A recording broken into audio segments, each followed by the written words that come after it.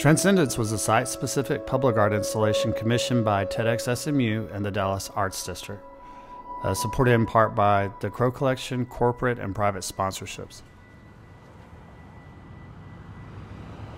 It was designed to be showcased during the TEDx SMU conference, which was held at the Wiley Theater, as well as for public viewing within the Dallas Arts District.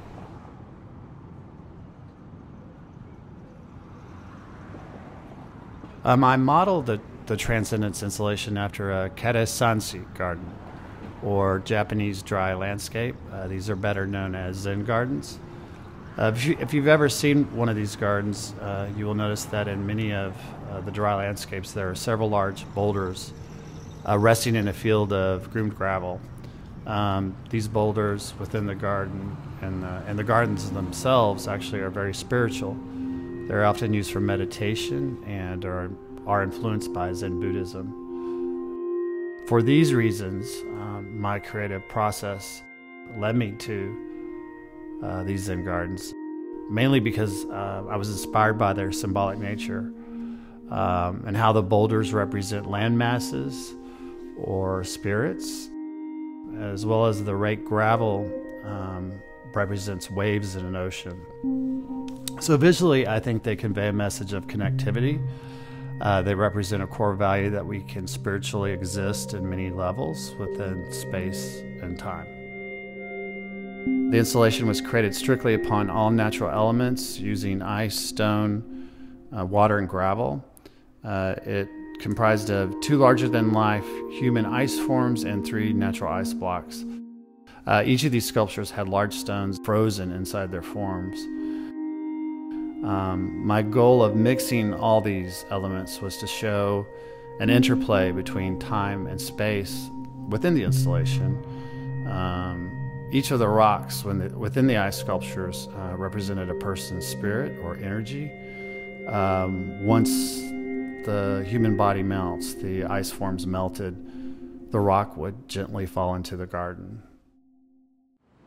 The ice blocks I used for Transcendence were shipped from Belgium. They weighed 3,700 pounds each and were seamless. Seamless meaning they were single blocks of ice. If you could imagine, 3,700 pounds is about the weight of a vehicle, so very large blocks of ice. So you may ask, why Belgium ice? Well, my search led me to look for large seamless blocks of ice within the United States, and had found that no one at that time could make 4-foot by 6-foot blocks of ice. Initially, upon my journey to create ice for this installation, I thought I would just build a get some 2x4s, build a 4-foot by 7-foot structure, line it with plastic, find someone with a large freezer, and create my own ice blocks.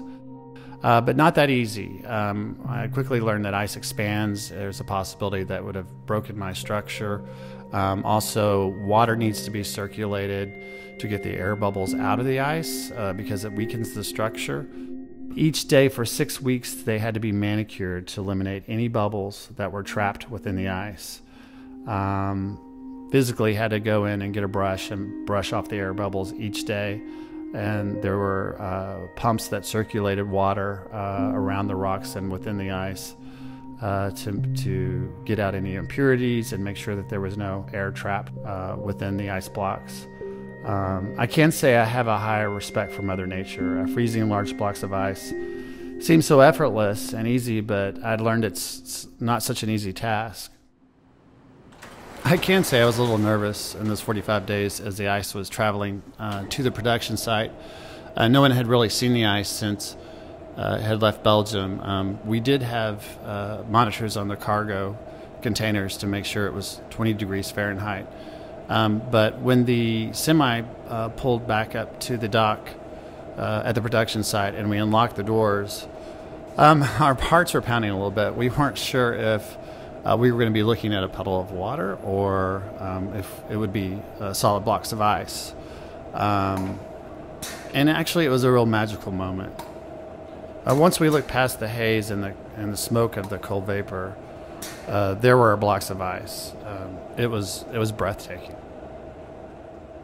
The 5 rocks that were used in the installation and that were frozen inside the forms came from the area in which I grew up. I specifically handpicked them out of the Lana River bed and the hill country. Each one was different and unique in color, shape, and form. In order for the rocks to be frozen inside the ice, they had to be shipped from U.S. to Belgium. Digital renderings and drafts were then created in order to map out where to place the stones on an exact X and Y axis, mainly because I specifically wanted the rocks to be located inside the torso of the sculptures. So this was very technical in the sense that we had to figure out the exact position of the stones in the freezer before the ice block was formed. This was very time sensitive as well as measurement sensitive. Because it took 6 weeks for the blocks to freeze, we calculated that into the second week of freezing, that was the optimum when the rocks were to be placed inside the water and the freezer. Using these digital images, they were then imported into SculptCAD to create a 3D form and rendering. These renderings were used on the production site to help understand scale and used as a reference when carving the ice forms. These renderings were also used to print out a maquette in SculptCAD for a 3D form. Another technical aspect in the Transcendence installation were the boxes that had to be built to protect the ice at the installation site before the unveiling. Each one had cages at the top of the boxes in order to hold dry ice. Once the boxes were placed over the ice sculptures, they were then monitored by a thermometer to make sure they were around 20 degrees Fahrenheit. In Transcendence, you would find that the installation changed constantly over a course of every hour and day. It was constantly changing before your eyes. As well, it rained one day, it was cold many days, warm another. The installation lasted about 7 days, and the rocks gracefully and finally lowered themselves into the garden. Symbolically, the change in the shape and form of the sculptures over the course of the installation was interesting. They started to fragment, and you would notice that some of the limbs were melting away from the torsos. On day 5, the pieces looked as if they were female forms, similar to the sculptures you would see from the classical period in ancient Greece.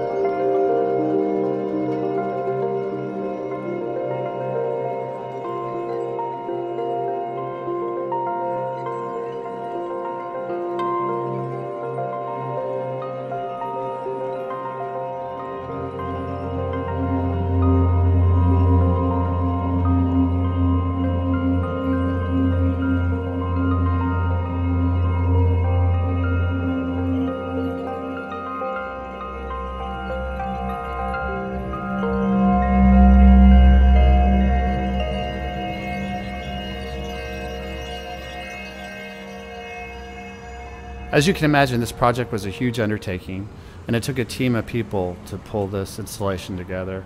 From everyone involved just to physically get the ice to the production site, to the crew that helped store the ice, and those that helped move the ice to the actual physical installation site, as well as those that help work and carve on the ice and manage the ice in production. Transcendence would not have been realized without them. For all their hard work, endless support, surviving moments of disbelief, and the many hours and days and months put into the installation.